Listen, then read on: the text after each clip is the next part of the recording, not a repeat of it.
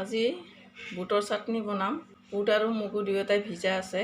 জলকীয়া লৈছোঁ 4টা, কেঁচা জলকীয়া, আদা নহৰু অলপ লৈছোঁ আৰু নৰসিংহৰ পাত অলপ লৈছোঁ। এইখিনি গোটেইখিনি একেলগে লগ কৰি বটিম। এতিয়া মিক্সিত লৈ লৈছোঁ, মিক্সিৰ বাতি এটাত ভৰাই লৈছোঁ। চাটনিখিনিত একেলগে অকণমান নিমখ দি লৈছোঁ।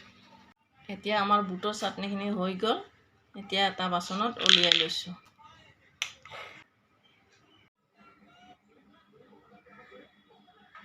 বুট মগুৰ বৰা বনাম।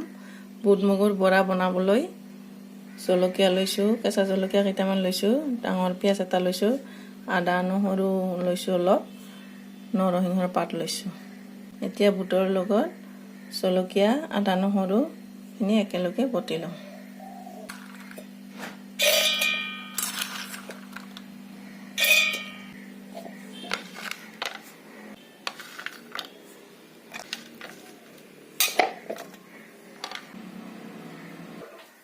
এতিয়া আমাৰ বুটখিনি মিক্সিত গুড়া কৰা হৈ গ'ল।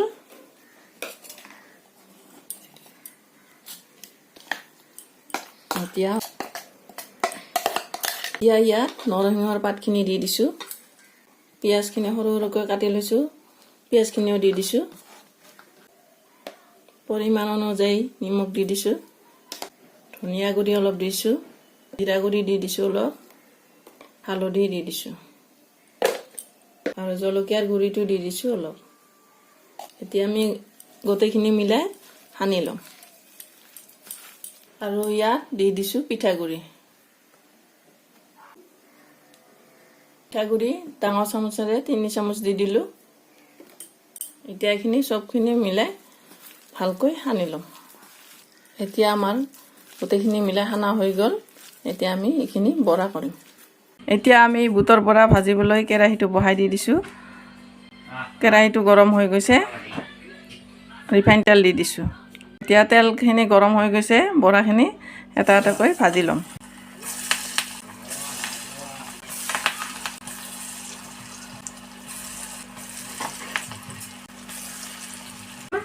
এতিয়া বৰাখিনি ওলটাই দিছোঁ।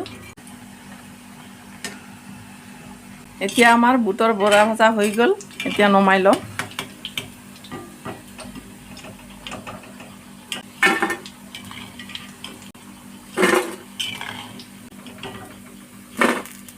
এতিয়া আমাৰ বৰা ভাজিখিনি হৈ গ'ল। এই বৰা ভাজি, কাৰণ বুটৰ বৰা ভাজি চবেই বনাই খায়ে, আজি মই কেনেকৈ বনালোঁ তাকে দেখুৱালোঁ। কাৰণ এই বৰাখিনি ভাতৰ লগতো খাব পাৰে আৰু চাহৰ লগতো, সন্ধিয়া চাহৰ লগতো খাব পাৰে। যদি ভিডিঅ'টো চাই ভাল লাগিছে, লাইক, শ্বেয়াৰ, কমেণ্ট আৰু ছাবস্ক্ৰাইব কৰি দিব। ধন্যবাদ।